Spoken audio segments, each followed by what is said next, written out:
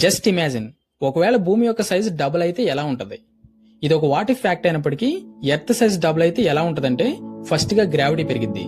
భూమి డబుల్ అవడం వల్ల గ్రావిటీ అనేది 2 రెట్లు పెరిగిద్ది. ప్రస్తుతానికి 9.807 మైల్స్ పర్ సెకండ్ స్క్వేర్ గా ఉంది.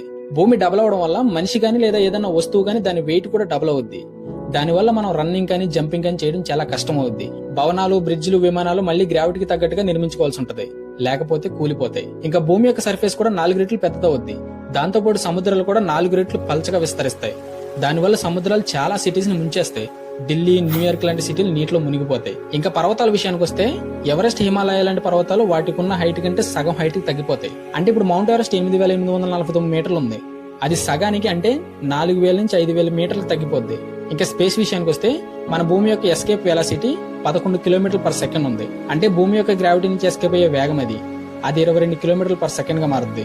అప్పుడు మనం స్పేస్ లోకి వెళ్ళడం చాలా కష్టం అవుద్ది. అప్పుడు చంద్రుడి పైన అడుగు పెట్టడం, శాటిలైట్లు, స్పేస్ స్టేషన్స్ అన్ని ఒక సైన్స్ ఫిక్షన్ గా మిగిలిపోతాయి. ఇంకా మన స్పేస్ ఎక్స్ప్లోర్ చేయడం అంటారా, అది చాలా కష్టంగా మారుద్ది. అలానే మన జీవన శైలి, జంతువుల ఆకారంలో కూడా చాలా మార్పులు ఏర్పడతాయి. మనం చాలా చిన్నగా మారుతాం, దృఢంగా మారుతాం. ఇంకా పక్షులు గాల్లో ఎగరడానికి కూడా చాలా కష్టపడాల్సి వస్తుంది. ఎత్తుగా ఎదిగే చెట్లు కూడా ఎదగడం ఆగిపోతాయి. పరిగెత్తే జంతువులు మందగిస్తాయి. వాతావరణంలో చాలా మార్పులు వస్తాయి. భూమి లోపల పొరలు వేడెక్కడం వల్ల అగ్నిపర్వతాలు ఎక్కువగా పేలుతాయి. CO2 అంటే కార్బన్ డైఆక్సైడ్ ఎక్కువగా విడుదలవుద్ది. శ్వాస తీసుకోవడంలో చాలా సమస్యలు ఏర్పడతాయి. ఇంకా భూమి డబుల్ అవడం వల్ల చంద్రుడి యొక్క గ్రావిటీ పెరిగి భూమి వైపు లాగబడతాడు.